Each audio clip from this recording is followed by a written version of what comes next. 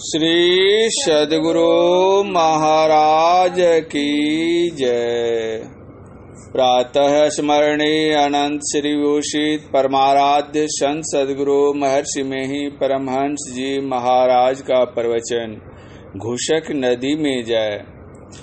बंदो गुरुपद कंद कृपा सिंधु नर रूप हरि महामोह तम पुंज जासु वचन रवि करणी कर। प्यारे लोगों, चित्त की शांति में शांति है। चित्त अशांत है तो हमेशा अशांति है। चित्त की वृत्तियां अनेक है। उन चित्त वृत्तियों को एकत्र करने का नाम ही योग है। योग दो प्रकार के होते हैं, एक हठ योग और दूसरा राजयोग। राजयोग में ध्यान की प्रधानता है। हठ योग में आसन प्राणायाम आदि का साधन करना पड़ता है। इसमें यही प्रधान है। हमारे कुल गुरु तांत्रिक थे, उनका मंत्र अभी भी याद है। एक मंत्र यह भी बताया था कि तुम शिकार मत करना, हिंसा नहीं करना। यह मंत्र मुझे आज तक याद है। होते होते कई गुरु हमारे हुए। यहाँ भागलपुर में बाबा देवी साहब का प्रचार आया। उनका प्रचार पुरैनिया भी पहुंचा। वहां से दौड़कर मैं यहाँ आया। यहाँ मायागंज में एक वकील थे, बाबू राजेंद्र सिंह जी। उनसे मैंने दृष्टि योग की दीक्षा ली। मैंने उनको गुरु जानकर प्रणाम किया। उन्होंने कहा, आपका गुरु मैं नहीं, गुरु बाबा देवी साहब मुरादाबाद वाले हैं। बाबा देवी साहब जब यहाँ मायागंज आए तो मैं भी यहाँ आया। यहाँ एक सत्संग घर भी था। बाबा साहब ने प्रवचन दिया था भागलपुर शहर के देवी बाबू धर्मशाला में। मैंने दीक्षा यही मायागंज में ली थी। बाबा साहब ने कहा था, ध्यान योग उत्तम है। भगवान श्री कृष्ण ने भी ध्यान योग बताया है। गीता में एक अध्याय ध्यान योग का है।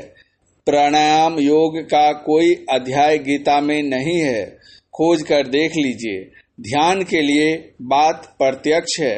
कहते हैं ध्यान देकर सुनो। बच्चों को कहते हैं ध्यान देकर पढ़ो। बच्चा सयाना होता है तो लिखने के लिए सिखाया जाता है, रात में अंधकार में नहीं। बच्चा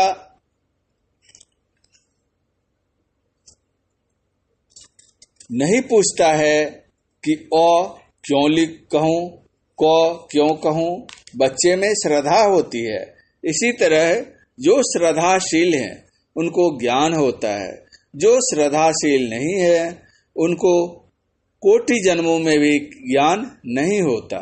इसीलिए लोगों को श्रद्धाशील होना चाहिए। कोई तर्क नहीं कि इसको क्यों कहें। तर्क करने वाले तर्क करते ही रहते हैं, असलियत को नहीं पाते हैं। कबीर साहब के कबीर चौड़ा काशी में जाकर देखा। अमृतसर में गुरु नानक साहब के केंद्र को जाकर देखा। वहां केवल गुरु ग्रंथ साहब का पाठ होता है। हमारे गुरु महाराज बाबा देवी साहब ने समझा बुझा कर कहा। समझा कर कहने से बहुत लोग समझते हैं। एक कथा कहता हूँ। नदी किनारे घर किया, कर्जा करी करी खाए, कर्जदार जब मांगन आवे, घुशक नदी में जाए। आपको बड़ी हंसी लगेगी। इस शरीर के अंदर में यह ऊपर का खोपड़ा एक भाग और नीचे से इसका मिलन, तब यह शरीर है। इससे ईड़ा और पिंगला की धारें हैं। ईड़ा और पिंगला के बीच सुषुम्ना है। सुषुम्ना के किनारे लोग रहें और हैं भी। यही कर्म करते हैं। कर्म का फल तो होता ही है। कर्म करते हैं तो कर्जा करते हैं। कर्म करना छोड़ दें तो कर्जा नहीं होगा। जो जानते हैं कहाँ रहने का कर्म फल नहीं लगेगा तो सुषुम्ना में जाओ, कर्म फल से बच जाओगे। सुषुम्ना के तीर में नहीं, सुषुम्ना में डूबो। एक कथा और है। एक राजा शिकार खेलने के लिए जंगल गया। वहां एक सुंदर बालक को देखा। वह बालक मुनि का पुत्र था। राजा ने उस मुनि बालक से कहा, तुम मेरे साथ चलो। मुनि बालक ने कहा, तुम मुझे अपने साथ ले जाकर क्या करोगे? राजा ने कहा, मैं जो खाऊंगा तुमको भी वही खिलाऊंगा, जो उत्तम वस्त्र मैं पहनूंगा वही तुमको भी पहनाऊंगा, और जो पहरेदार हमारी रक्षा में पहरा करता है वह तुम्हारा भी रात में जग कर पहरा करेगा। मुनि बालक ने कहा, नहीं, तुम मत खाओ, मुझे खिलाओ, तुम मत पहनो, मुझे पहनाओ, और जब मैं सो जाऊं तो तुम जग कर पहरा करो। राजा ने कहा, ऐसा नहीं होगा। मुनि बालक ने कहा, तब तुम्हारे साथ में नहीं जाऊंगा। मेरे राजा ऐसे हैं जो स्वयं नहीं खाते, मुझे खिलाते हैं, अपने स्वयं कुछ नहीं पहनते, मुझे पहनाते हैं, और मैं सो जाता हूँ तो जगकर मेरा पहरा करते हैं। मेरे ऐसे राजा हैं। ऐसे राजा कौन है? ये ही हैं ईश्वर परमात्मा, जो सबको खिलाते हैं, पिलाते हैं, सुलाते हैं, लेकिन वे अपने स्वयं कुछ नहीं खाते, कुछ नहीं पहनते, और वे सब का पहरा करते हैं। उनको रहने का घर नहीं है, वे ही सब कुछ करते हैं और कुछ भी नहीं करते हैं। इस प्रकार उनका संसार में रहना होता है। गोस्वामी तुलसीदास जी ने बड़ा ही अच्छा रामचरितमानस में लिखा है, व्यापक व्याप्य अखंड अनंता, अखिल अमोघ शक्ति भगवंता। उन्हीं के पास जाओ, उनको पाओ, वहीं शांति मिलेगी। कहाँ तक जाओ?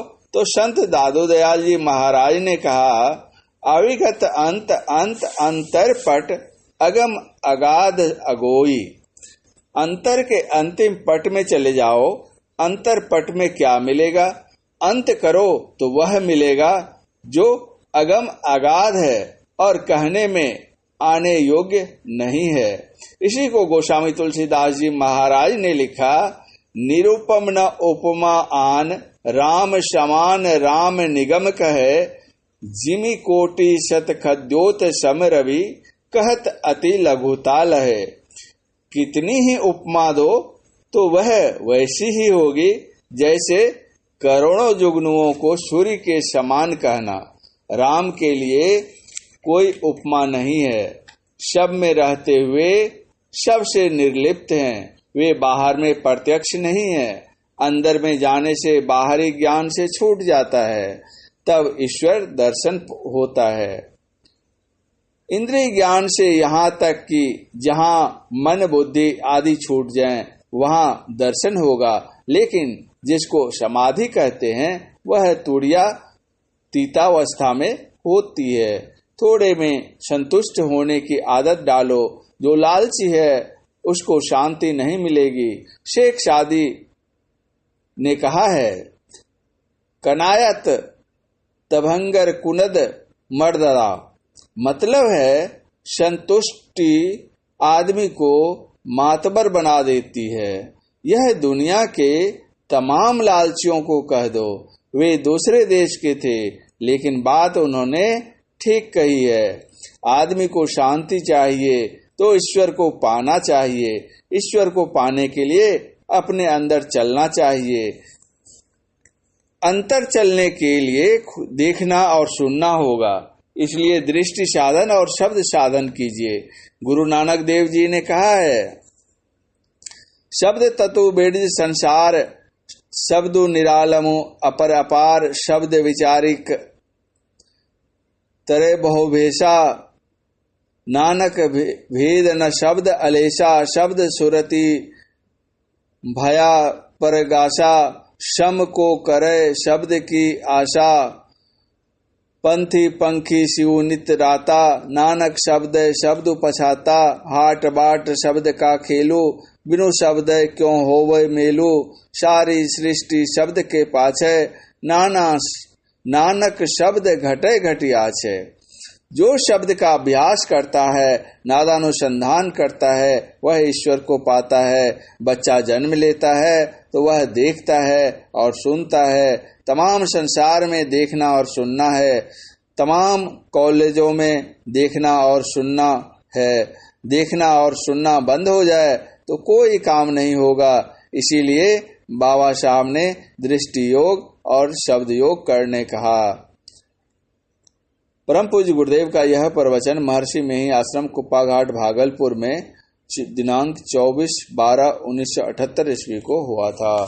श्री सद्गुरु महाराज की जय।